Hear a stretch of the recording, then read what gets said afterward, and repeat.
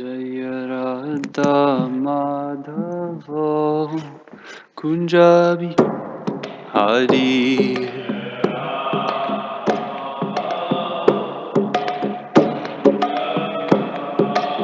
Jaya Radha Madhava Kunjabi Hari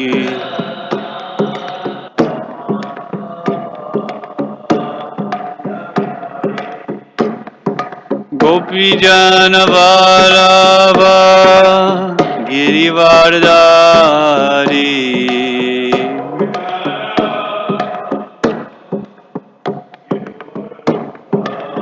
Jaya Gopi Jana Vallabha Girivardhari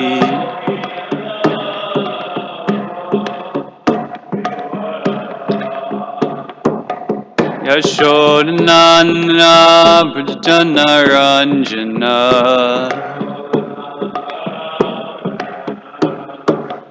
Yashodanandana Brajana Ranjana Jamuna Tira Vanajari Jamuna Tira Vanajari Jaya Radha Madhava Kunjavihari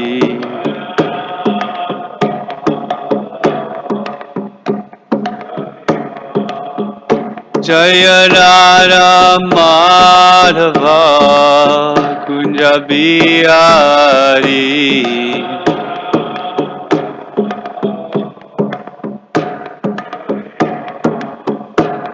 Hare Krishna, Krishna Krishna, Hare Hare, Hare Rama,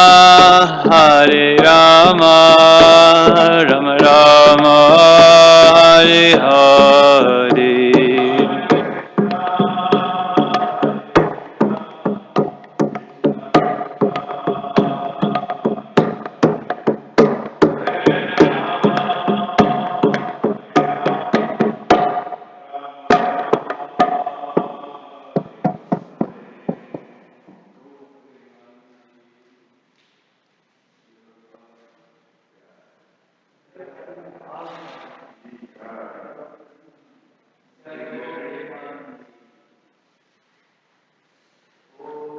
Bhagavate Vasudevaya Om Namo Bhagavate Vasudevaya Om Namo Bhagavate Vasudevaya. Continue readings from Grantara Srimad Bhagavatam, 10th Canto, Chapter 41. Today is texts 3 and 4. Yeah.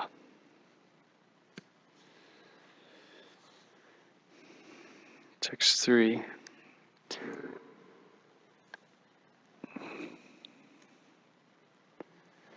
You want to put your phone on your phone?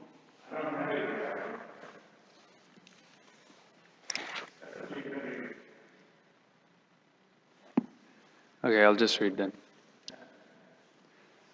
Tam apricchad drikesha kim te drishtam ivadbhutam bhaumau vyatita evat tatvam lakshayamahe. Word for word. Tam, of him. Aprichat, asked. Rishikesha, Lord Krishna. Kim, whether. Te, by you. Drishtam, seen. Iva, indeed. Adbhutam, something exceptional.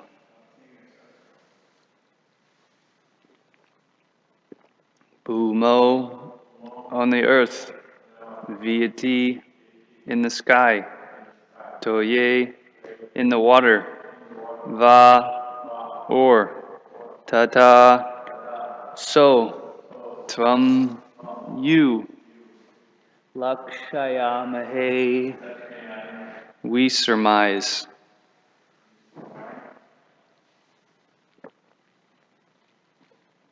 And I'll read text 4 as well. Lord Krishna asked Acarya, have you seen something wonderful on the earth, in the sky, or in water? From your appearance, we think you have. Sri Acarya said, whatever wonderful things in the earth, sky, or water contain, whatever wonderful things the earth, sky, or water contain all exist in you. Since you encompass everything, when I'm seeing you, what have I not seen? Umagyanatimirandasya gyananjana shalakaya chakshurunmilitam yena tasmai Shri Gurave Namaha. Sri Chaitanya Manobhishtam Stavitam Yena Bhutale Swayam Rupa Kadamayam Dadati Swapadantikam Vandeyam Shri Guru Shri Utapada Kamalang Shri Gurun Vaishnavam Shri Rupam Sagradatam Saganaragana Tanvitam Tam Sajivam Sadvaitam Savadhutam Parijana Sahitam Krishna Chaitanya Devam Shri Radha Krishna Padan Sahagana Lalita Shri Vishakhanvitam Scha Hey Krishna Karuna Sindhu Dinabandho Jagatpate Gopesha Gopika Kanta Radha Kanta Namostute Tapta Kanchana Gorangi Radhe Brindavanishtradi Vrishabhanu Sutta Devi Pranamami Hari Priye Pancha Kalpatarubhyascha Kripa Sindhubhya Evacha Patitanam Pavanebhyo Vaishnavibhyo Namo Namaha. Jai Shri Krishna Chaitanya Prabhu Nityananda Shri Advaita Gadadhar Shivasari Gaura Bhaktivinoda Hare Krishna Krishna Krishna Hare Hare Hare Ram Ram Ram Hare Hare.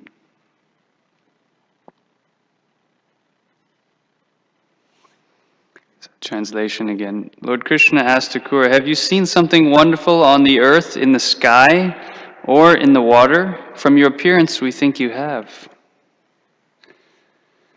Sri Acarya said, whatever wonderful things the earth, sky, or water contain all exist in you. Since you encompass everything, when I'm seeing you, what have I not seen?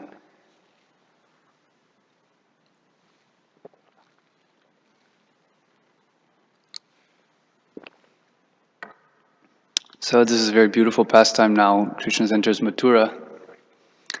And we know how Krishna is described as the cynosure of all eyes. It means he's the object. The eyes are always wandering. The eyes are looking for something beautiful. And the material world tries to take advantage of that. They try to exploit that. Basically, it comes down to money. Money is the means by which the conditioned souls enjoy. So money is really behind this whole world. The whole world is based on the principle of sense gratification, which means money. So everything here is motivated by that. And therefore they know how to utilize, marketing to exploit your senses, your sense of vision that you want to see something. So they figure out, how can we make money off of this? You want to taste something, you want to touch something, you want to smell something. So that becomes the more or less motivation for activity in the material world. And therefore there's so much greed. It's based on enormous greed. And the problem with money is then when you have it, you're never satisfied. Because the greed, anartha, means whatever I have, I'm almost satisfied with what I have. If I have 1 million, all my friends have 5 or 10 million. And it just goes on and on and on to these big billionaires. $1 billion, you know how much $1 billion is?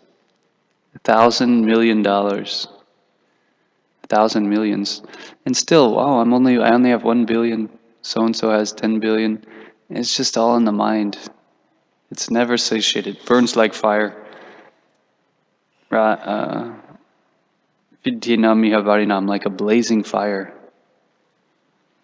So that's the Rajagun.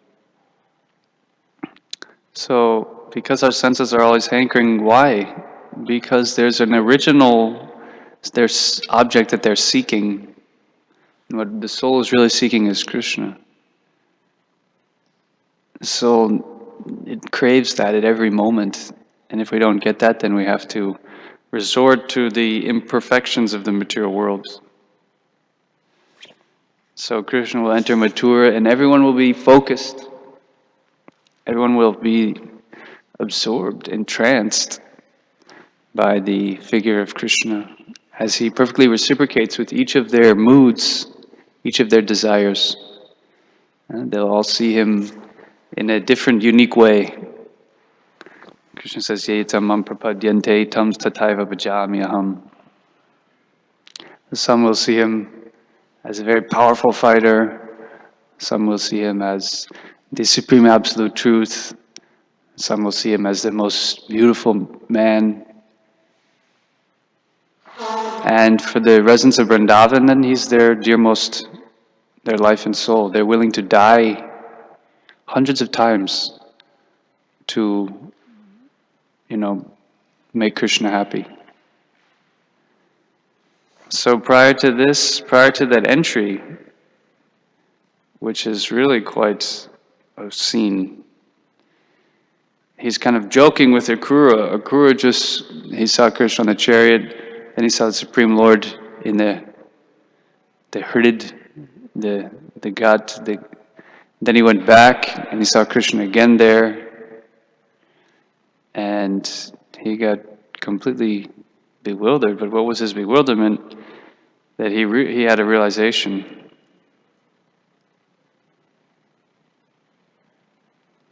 And now he's come back to the chariot, and he sees that they're sitting on the chariot just like before. So he says, wow. And then Krishna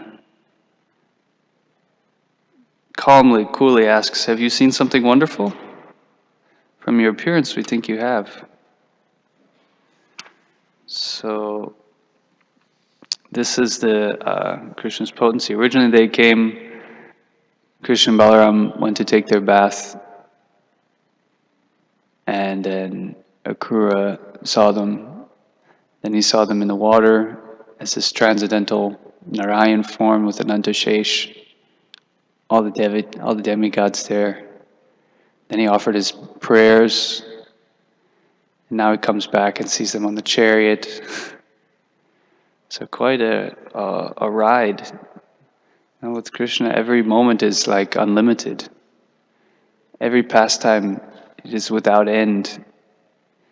The wonder, everything is just so deep. Whenever you read, it said that the pastimes of a Lord, Anantashesh, is speaking since time immemorial. He'll never get tired or run out of pastimes.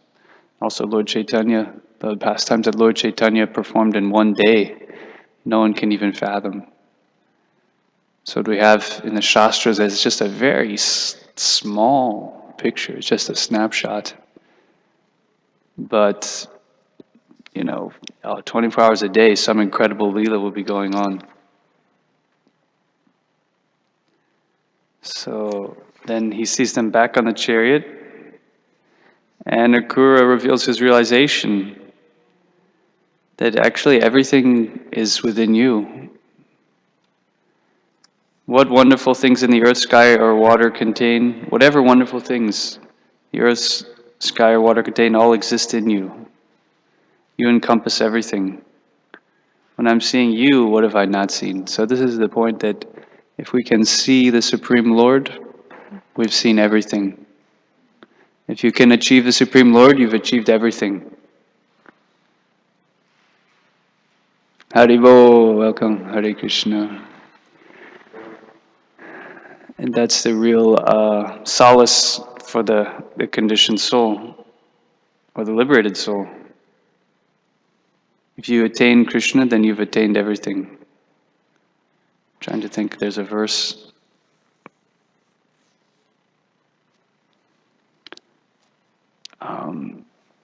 Yasmin vigatam sarvam evam vigatam bhavati. If you know the absolute truth, then you know everything.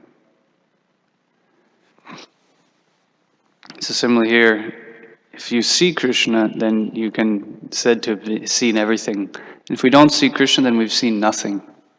We've been cheated. We're getting cheated. There's a lot of cheating going on in the world. And in our mind, the mind is the most expert cheater. Why? Because it's cheating us of the eternal life. And we're surrendering to it. We're surrendering to an inanimate object, which is cheating us of Krishna Prema. This is misfortune.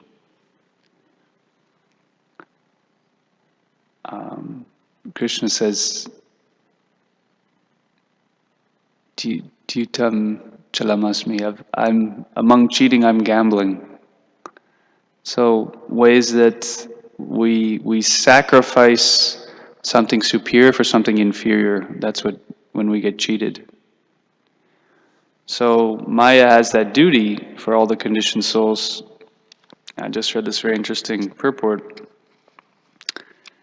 Shrishti sthiti praya sadhana shaktireka chayeva yasya bhuvanani bibarti durga ichhanurupam api yasya chachestate sa govindamari purusham tamaham bhajami. The external potency Maya, who is of the nature of the shadow of the chit potency, is worshipped by all people as Durga, the creating, preserving, and destroying agent of this mundane world. I adore the primeval Lord Govinda, in accordance with whose will Durga conducts herself. So Srila Bhaktisiddhanta Saraswati Thakur explains that when the jivas begotten of the marginal potency, Tatashta Shakti, forget the service of Krishna, they are confined in the mundane prison house, the citadel of Durga. The work of purifying these penalized jivas is the duty devolved upon Durga. When luckily the forgetfulness of Govinda on the part of imprisoned jivas is remarked by them, by coming in contact with self-realized souls, and their natural aptitude for the loving service of Krishna is aroused, Durga herself then becomes the agency of their deliverance by the will of Govinda. So it behooves everybody to obtain the guileless grace of Durga, the mistress of this prison house, by propitiating her with the selfless service of Krishna. So how should we worship Durga Devi? By unalloyed devotion, by pure bhakti, oitukiya pratiyata. That's the type of worship that she's seeking from us. And that's the only ticket out of samsara. He says, Jiva is an atomic part of Krishna. When he forgets his service of Krishna, he is at once deflected by the attracting power of Maya in this world, who throws him into the whirlpool of mundane fruitive activity, karma, by confining him in a gross body constituted by the 5 material elements, their 5 attributes and 11 senses, resembling the garb of a prisoner. In this whirlpool, Jiva has experience of happiness and miseries, heaven and hell. Besides this, there's a subtle body consisting of the mind, intelligence, and ego inside the gross body. The jiva cannot get rid of the subtle body, full of nescience and evil desires, unless and until he's liberated. On getting rid of the subtle body, he bathes in the Viraja and goes up to Haridham. So this is a very comforting point for myself, because the subtle body, we hear that it dissolves. Kapila Dev explains that bhakti dissolves. So this subtle body we have, this very deep conditioned nature, at a certain point it's completely relinquished. The soul bathes in the Viraja river, and he says that at that point one gets rid of the subtle body. All this contamination which is keeping us, cheating us, life after life, it's completely destroyed. And that's the stage of liberation. That's the stage when one can go to Haridham. So here we are with all this knowledge, but we're still trapped up, we're still surrendered to this ahankar, man, buddhi, the subtle body. And the only remedy that we know here is hearing about Krishna. Srinvatam Sakata Krishna Punna Shravana Kirtana Ryantasya Bhadrani Vidunodi Suhritsatam. The only thing that cleanses our heart really is hearing the transcendental descriptions of Krishna's pastimes, like here, entering Mathura. This is the healthy condition of the soul. We get to hear the healthy condition of jivas who have recovered their spiritual taste. Krishna's rasovaisaha. There's so much rasa in Krishna. He's composed of rasa. So much taste. But why are we not attracted? For us to, it's a chore to come. For the conditioned soul, it's a chore to come to the temple, see the Lord, chant Hare Krishna. But he's Rasovaisa, he's the embodiment of rasa. Satchidananda Vigraha. Nama Chintamani Krishnas. So that's our, again, that's the contamination of the subtle body. The subtle body is accustomed to trying to exploit matter for sense gratification. So therefore it's a gradual process. And this is Akrura's realization that when I'm seeing you, I've seen everything. What more is to be seen? We're still hankering because we haven't seen Krishna. If we saw Krishna, then we would be completely free from any hankering for this material world.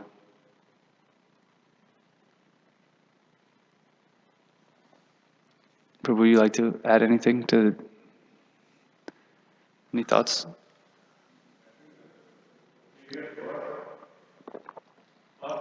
Can you use the mic?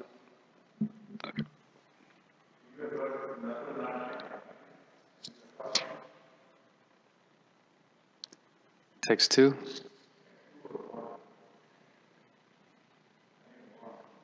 Is what? Yeah, what about? Do you want to hear? Nato natyam mivatmanaha. Very nice. Mm-hmm. Mm-hmm. Mm-hmm. Mm.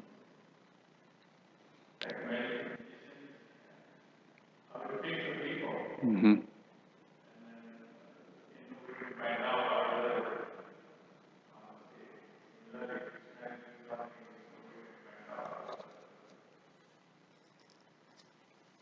Yeah, it says, while Akrura was still offering prayers, Supreme Lord Krishna withdrew his form that he had revealed in the water, just as an actor winds up his performance. So this is interesting that Krishna is also described as he dresses just like a dancing actor. Sometimes that's a question. We think Krishna is such an important person. He should dress very formally. He's God. Even people in this world, if they have a big position, they dress very professionally. We hear about Krishna, he's just dancing just like a dancing actor, with flowers over his ears, with a garland, mineral colors, Vrindavan painted on his body. But that is really the highest pinnacle of beauty, this type of dress. This type of dress is actually more attractive. So just like a dancing actor, Krishna means all attractive. So everything about his transcendental form is the pinnacle of beauty and attraction. That's what comprises his form.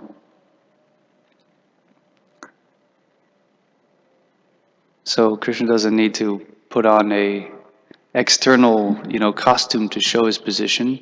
Naturally, by his activities, by his pastimes and leelas, he just reveals, he manifests that transcendental position. And we know later on Akrura will invite Krishna. Will say, please come to my home. But Krishna doesn't satisfy him. And then then in Mathura, Krishna does put on nice clothes. Because it's a different mood in Mathura versus Vrindavan. So there he does, but how does he get them?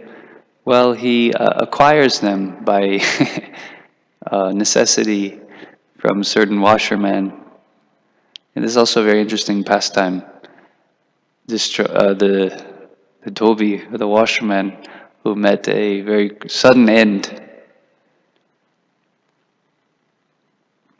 I always found that pastime very interesting. Sometimes we get together and read Krishna book with new devotees or someone, and we read how Krishna just chops the head of a washerman. You think, wow, that's pretty intense.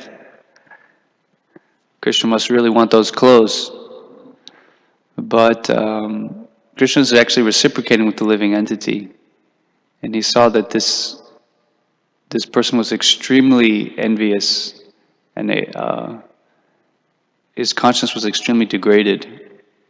And for such persons, you can't pacify a snake, an envious snake, actually.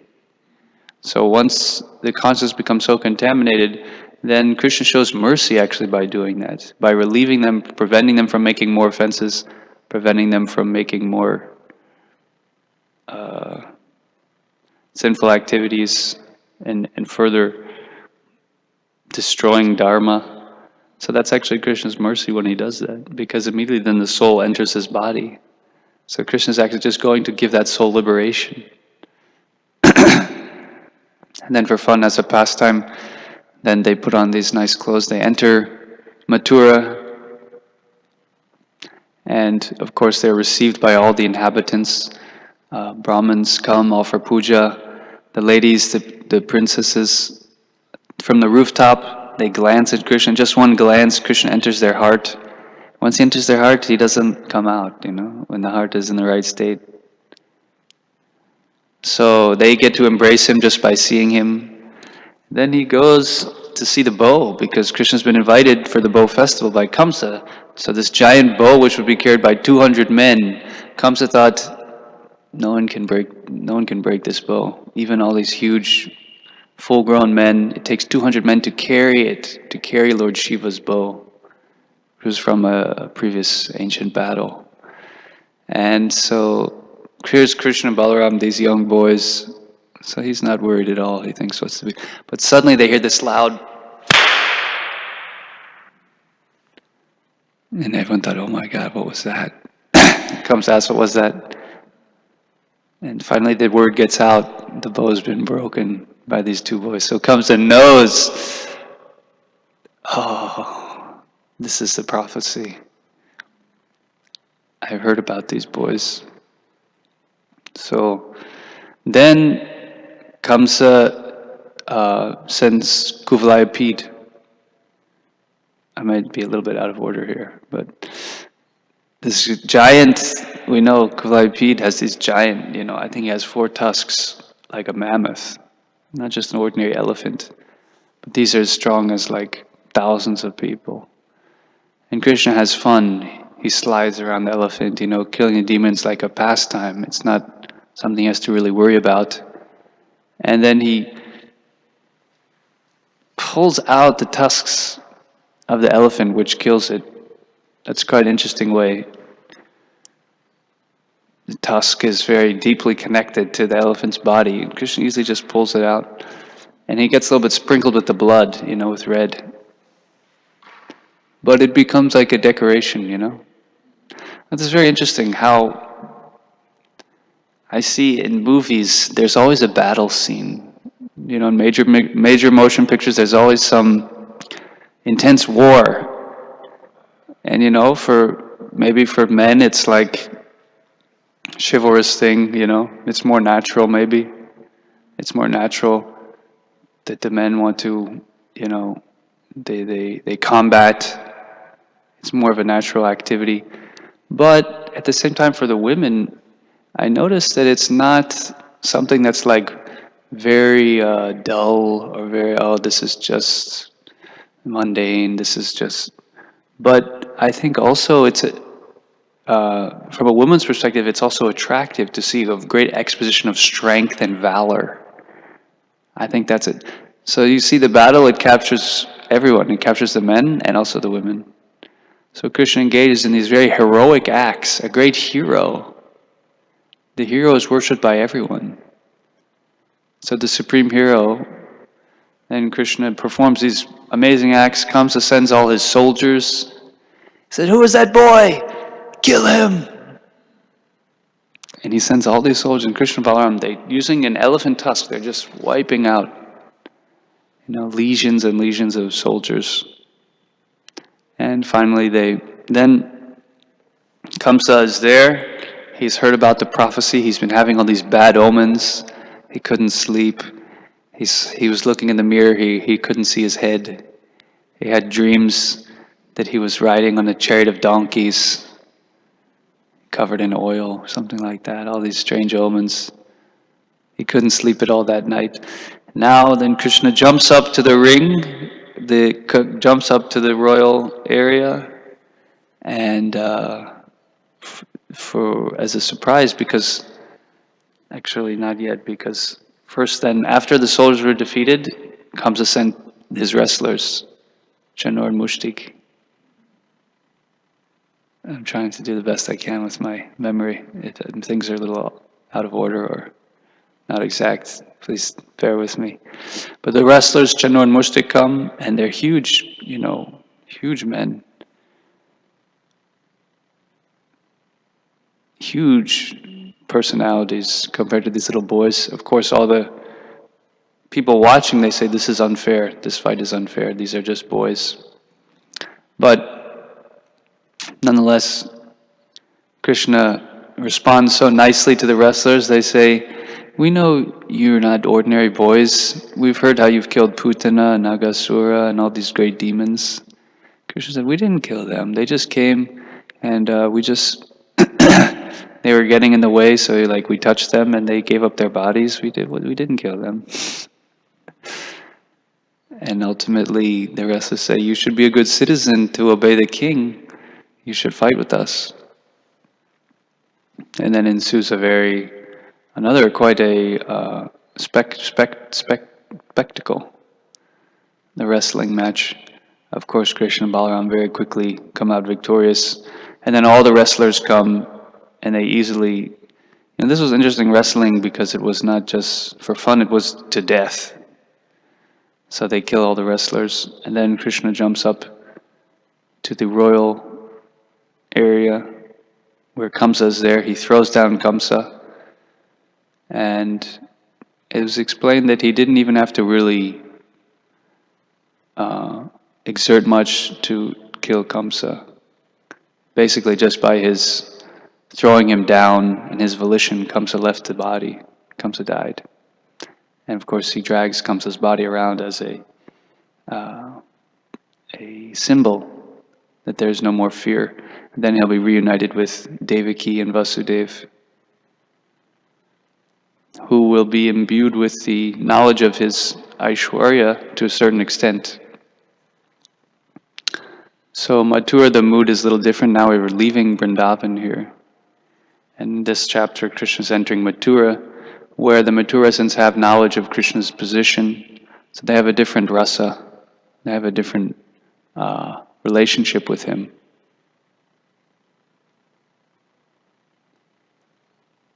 So, on the one hand, the Vrindavan pastimes are closing, but at the same time, a new page is opening, a new aspect of Leela, which every Leela is meant to capture our hearts, really. If we can try to approach it, enter into it in the right mood, it can awaken our own eternal relationship just by hearing it. If it's done in the right consciousness, with the right mercy. So now we continue the tour. This is a tour, this is the essence of Bhagavatam, the 10th canto. So Krishna's on tour now. He's left his home. He's now traveling. He's going on. And why? Because he wants to give his association of mercy to others. That's what's impelling him. He's not worried about demons or Kamsa, but he's going actually to see and satisfy his devotees. So a new saga of Krishna's pastimes will happen now. All these wonderful leelas, which will have a slightly different mood because of the knowledge of his position, his opulence. Later on, he'll meet with devotees like Kubja, And really, if we could really enter into it, it would really fascinate us. We're not able to really act- actually realize or appreciate these leelas. They're still a little distant.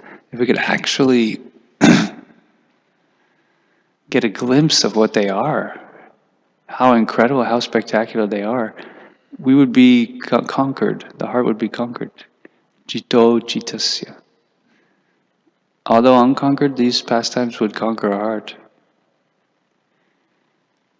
So they're subjects for meditation, and in an ultimate level, when one is chanting, when we're chanting the holy name, ultimately, that name reveals the past, and the pastimes and the holy name, they become one. So that's when the chanting can take a very deep level of absorption, because there's a subject matter for the chanting. If there's no meditation, then the chanting is just, it becomes, monotonous. But by hearing the leelas, Nam Rup Guna Lila, eventually by hearing, continue hearing, then when one is chanting, then some meditation will come, some remembrance, which will further enthuse us. Now I want to chant more. I want to get more absorbed. So this is the Shakti, Nija Sarva Shakti. It's there in the holy name, it's there in Srimad Bhagavatam. Naham Vaikunti Yogi Nam Hridayeshuva Tatatishthami Narada Yad Gayanti Madbhakta. I'm not in Vaikuntha, I'm not in the heart of the yogis, I'm there where there's the pure chanting of the leelas, the pastimes. That's the incarnation of Krishna. It's not, in one sense, not that Krishna is there, he's part of it. No, that is Krishna. Krishna incarnates in that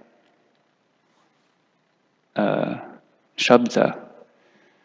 So that is the potency. And then Krishna wants to bring us on the tour. Don't just, why are we just stuck over here, wherever we are? He says, why don't you come with me on my tour? In this universe and another universe, why don't we take a role in the pastimes? Why aren't we interested in that? Why don't we desire that? No, we'd rather see whatever, Michael Jackson or something. Some mundane reflection. Why do people like Michael Jackson?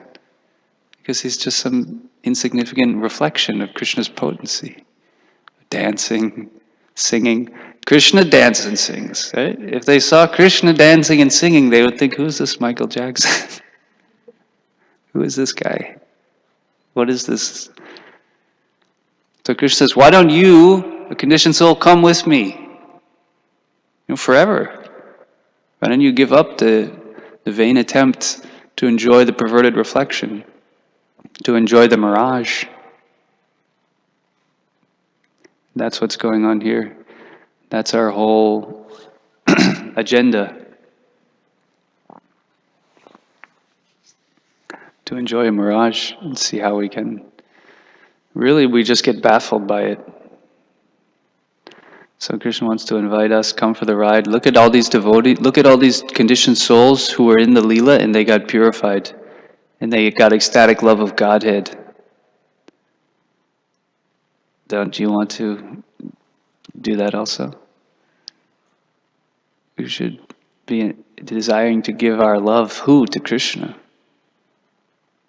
Krishna wants that love. That's all he wants. He doesn't need anything. He doesn't need our donations or even our real service. The reason it's there is to allow us to develop love. And love is the only thing that will really satisfy. That's what it just boils down to. Satisfaction comes from love. So Mathura is another chapter in Krishna's Leela. And then it also brings about this separation. Because on the one hand, wow, it's so exciting, Krishna's in Mathura, he's meeting all these new devotees. But what about his Brajabasis? What about the residents of Vrindavan? How are they processing that? And to be honest, they're not, oh wow, Jai. It's a little different. It's very intense. It's very overwhelming. It's very, bombarding feelings of intense separation. Mother Yashoda doesn't eat. She stopped eating when Krishna left. And they're just trying to pacify her and pacify Nanda Maharaj. Nanda Maharaj is sitting in the house just staring at the wall. So then Krishna's churning that also. He's churning the love even more. You have pure love, you have premas, so you think it's complete. So how could it increase? No, but prema is also increasing.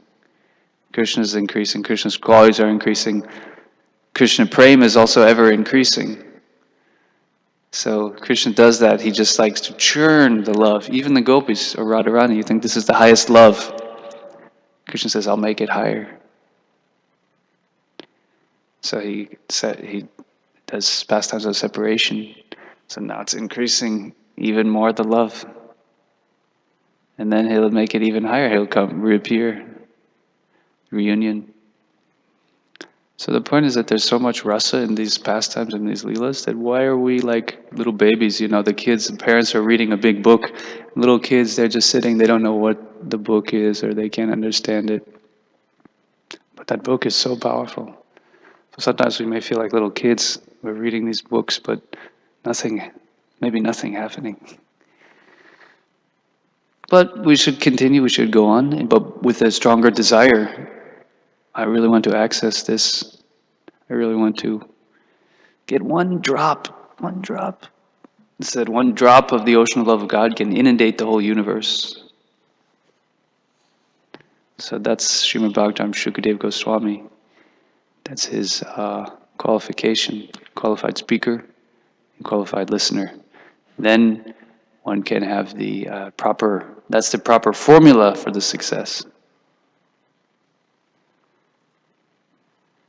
Hare Krishna. Any comments or questions from our assembly? Yes, we can read, but we miss your association, Prabhu. You're coming too late. Lord Krishna asked Acarya, have you seen something wonderful on earth, in the sky, or in the water? From your appearance, we think you have. So after Acarya went back to the chariot, and he saw Krishna and Balaram there. He said, oh, Acarya, have you seen something wonderful? He says, whatever wonderful thing in the earth, sky, or water, they all exist in you. So when I'm seeing you, what have I not seen? Whatever wonderful things in the earth, sky, or water contain, all exist in you. You encompass everything. When I'm seeing you, what have I not seen? So he says, nothing is wonderful for you. Nothing is difficult or astonishing for Krishna. Okay, any commentaires?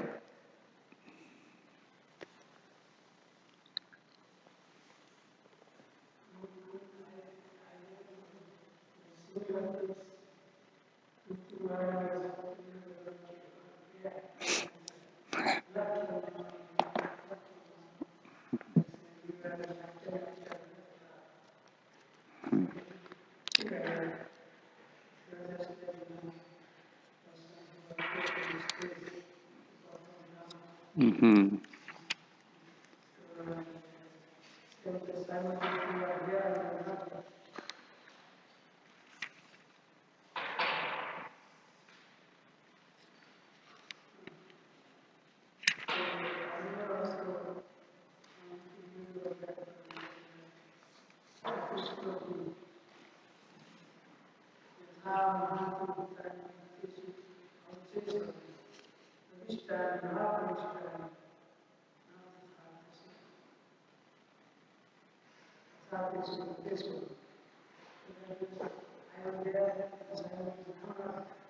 Mm-hmm.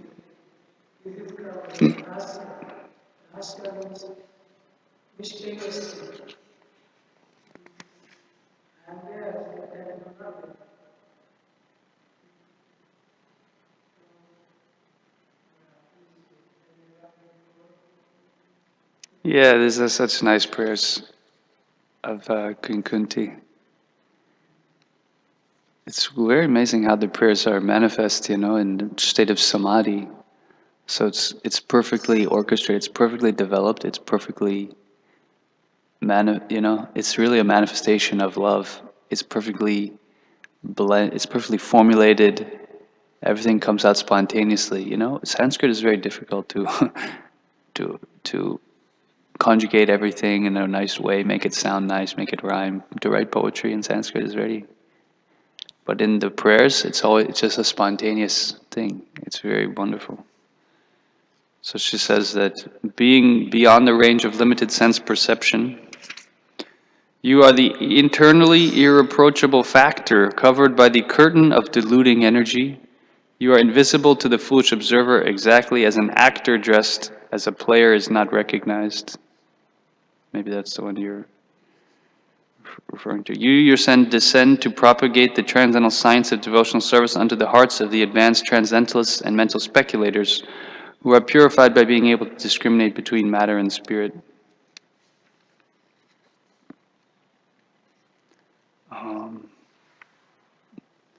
So yes, she offers similar statements that how you're born, it's bewildering. Of course, it's bewildering that you work, though you're inactive, that you take birth, although you're the vital force. And others say that you appear to diminish the burden of the earth. And others say you appear to rejuvenate the devotional service of hearing, remembering, worshiping, and so on, so the conditioned souls suffering from material pangs might take advantage and gain liberation. So, very nice. So many reasons. Krishna's appearance and activities. Everything he does, he accomplishes so many things. Any one thing he does, he's accomplishing so many things. Okay, thank you, Boo. Anyone else? Okay. Grantara Srimad Bhagavatam ki jai, Srila Prabhupada ki jai, Go Premanandi.